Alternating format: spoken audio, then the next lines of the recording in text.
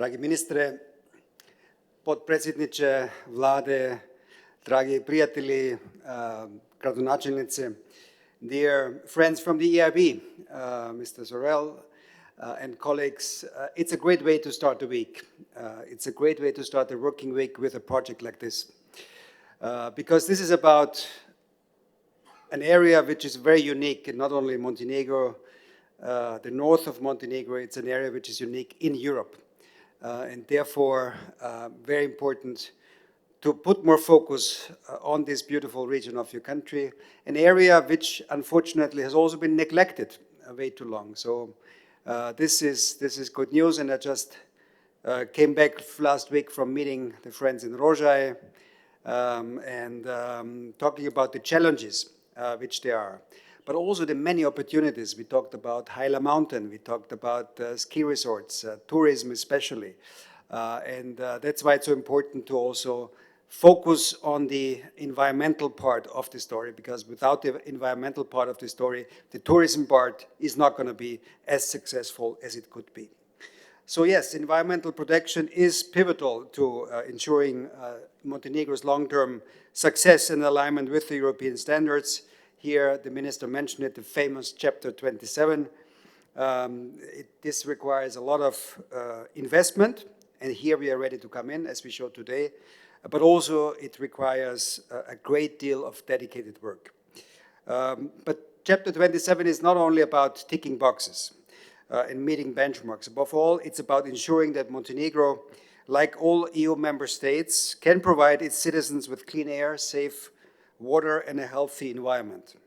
Every Montenegrin citizen deserves proper infrastructure so that wastewater does not pollute the rivers and lakes, so that illegal landfills are eradicated, and so that they can be certain the water they consume is clean and fresh. And this is an initiative in a broader sense. Now we have discussing with Minister Čulović in detail this bringing together this coalition of the willing, which is necessary, first of all, to close Chapter 27. But it's much more than that. It's raising the awareness of the citizens of Montenegro and living up to what you have put so beautifully in your constitution, which is becoming an ecological state. So what concretely are we talking about? The minister mentioned the key figures. Very happy to be here and witness a big donation from European Union taxpayers. This is European Union taxpayers' money, 22.5 million to the people of Kolašin, Mojkovac, and Rožaj. The northern region of Montenegro, as I've mentioned in the beginning, has long deserved a better public infrastructure, and today we are taking a good step closer to realizing that vision. The European Union, together with the European Investment Bank, is leading these investments, which are vital to Montenegro's future. As we gather here in support of these crucial projects, I want to emphasize that this is just the beginning.